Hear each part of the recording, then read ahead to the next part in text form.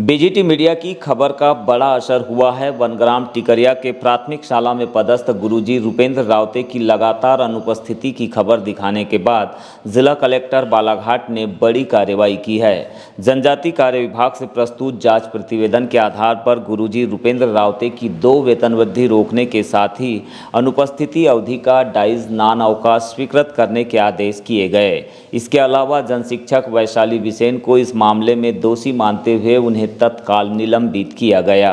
इनका दायित्व शालाओं में सतत निरीक्षण कर वरिष्ठ अधिकारियों के संज्ञान में लाना था, लेकिन इन्होंने शालाओं की उपस्थिति और संचालन पर कोई भी ध्यान नहीं दिया।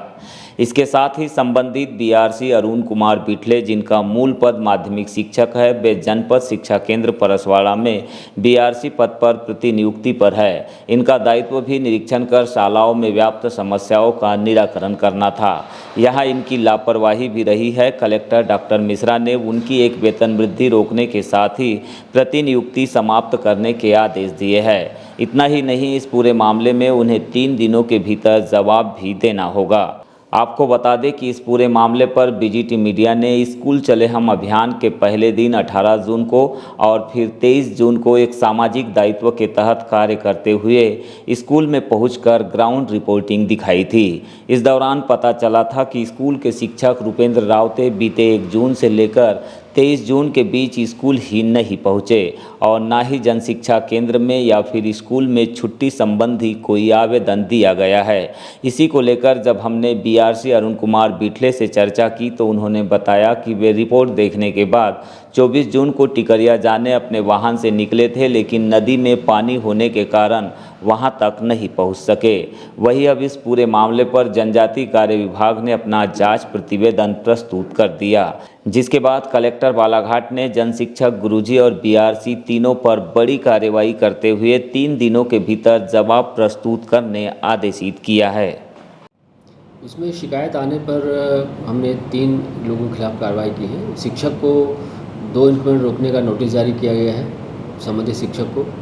जनशिक्षक जो क्षेत्र के हैं उनको निलंबित कर दिया गया है और जो बीआरसी हैं उस विकासखंड के, उनको भी कारण बताओ नोटिस जारी किया गया है कि ये उन्होंने निरीक्षण क्यों नहीं किए और क्यों नहीं पहले ही अवगत कराया। हर शिक्षक अपनी शाला में समय पर जाए, पूरे वक्त पूरे समय शाला में रहे, बच्चों को पढ़ाए और जो उसकी शासकीय ड्यूटी निभाए। किसी को इसमें शिथिलता नहीं है कि हम नहीं जाएंगे स्कूल या नहीं, वो आपकी शासकीय सेवा है, आपको शासकीय सेवा के रूप में उसको करना पड़ेगा। बेसहारा गायों और गौवंश को सहारा देने के लिए तत्कालीन कमलनाथ सरकार ने मनरेगा योजना से लाखों करोड़ों खर्च कर प्रदेश भर में सैकड़ों गौशालाओं का निर्माण कराया है, लेकिन अब मोहन सरकार में इन गौशालाओं की सूद लेने वाला कोई भी नहीं है।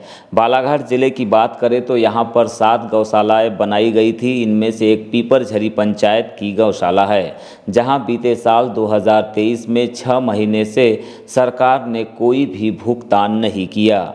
वही वर्ष 2024 में 3 महीने का भुगतान लंबित है। सरकार की इस लापरवाही की वजह से गौशाला संचालन करने वाले एक समूह ने पहले ही अपने हाथ खड़े कर दिए। वही अब दूसरा समूह भी समय पर गौशाला संचालन की राशि नहीं मिलने से परेशान है। शासन हमेशा क्या जुमलेबाजी करते रहती है। शासन ने अभी बीच में माननीय मुख्यमंत्री जी द्वारा कहा गया था कि बोले राशि हमारे द्वारा बढ़ाई जाएगी। भाई कितने दिनों की बात हो गई, काफ़ी लंबा समय हो गया कि राशि को बढ़ाने की बात की। आज दिनांक तक के उसका कोई रिजल्ट नहीं है।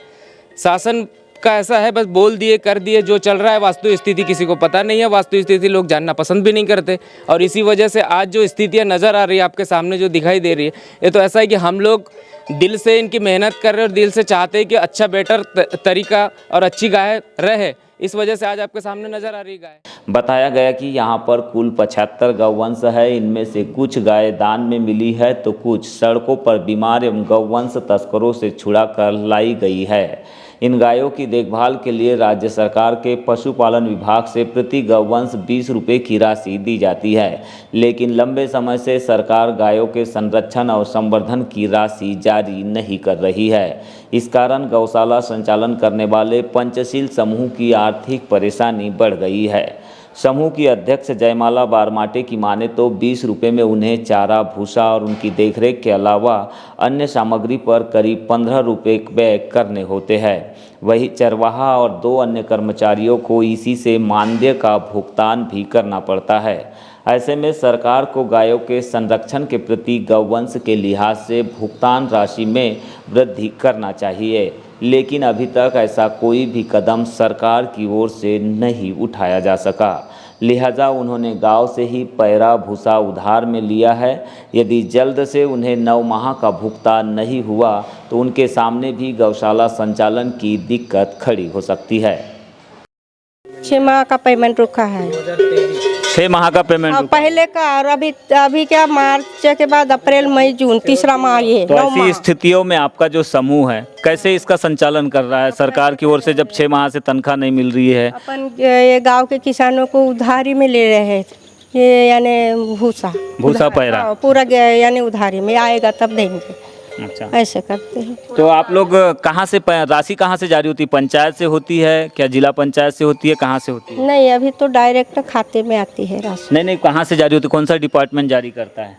यानी पशुपालन विभाग से। कि सरकारें दावे और वादे तो गौ संरक्षण के नाम पर, गाय के नाम पर खूब करती है, लेकिन उसके अनुपात में जो गायों की देखभाल करने वाले हैं, जो उसके संरक्षण करता है, जो उसके पालन करता है, उनकी माली हालत, उनकी आर्थिक स्थिति को बदलने के लिए सरकार कोई प्रयास नहीं कर रही है। और इसी के चलते कमलनाथ सरकार में बनी गौशालाओं में जो गायें पल रही है उनकी स्थिति तो ठीक है, लेकिन जो इनके लिए चारे का काम कर रहे हैं, जो इनकी देख रेख कर रहे हैं, उनकी माली हालत लगातार बिगड़ती जा रही है, क्योंकि सरकार की ओर से अभी तक 6 महीने का इनको मानदेय भी नहीं दिया गया है। ऊपर से 20 रुपये प्रति गाय के हिसाब से इन्हें भुगतान किया जा रहा है। महंगाई के इस दौर में 20 रुपये की दर से प्रत्येक गाय का संरक्षण करना, संवर्धन करना संभव नहीं है। ऐसे में देखना अब यही होगा कि सरकार आगे इस मसले पर, खासकर मोहन सरकार जो कि लगातार गायों के नाम पर बड़े बड़े फैसले ले रही है, आगे क्या कुछ कर पाती है। बीजीटी मीडिया के लिए पीपरझरी गौशाला से मैं यमलेश वंजारी।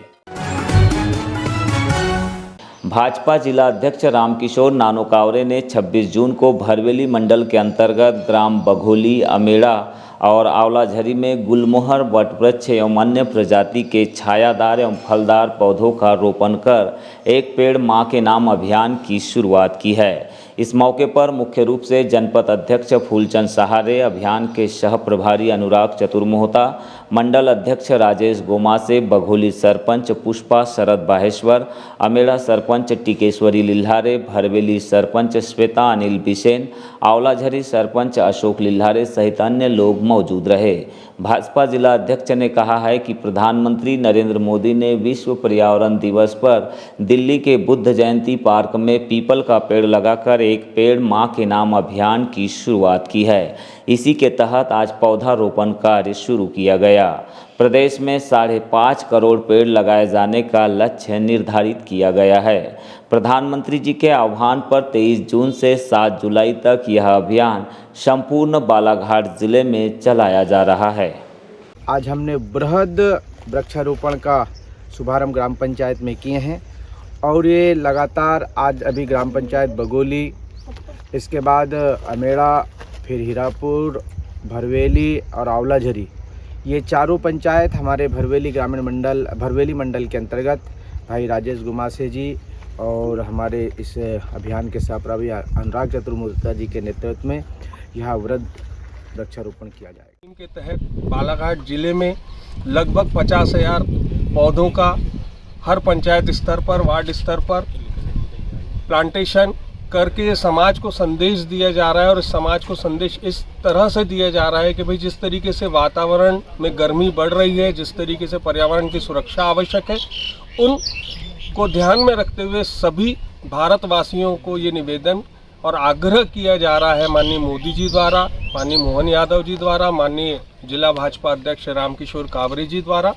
कि अपने अपने यथायोग्य शक्ति अनुसार कम से कम एक पौधा लगाएं और उस पौधे की निरंतर रक्षा करें, ताकि आने वाली पीढ़ियों जो है उनकी हम रक्षा का संकल्प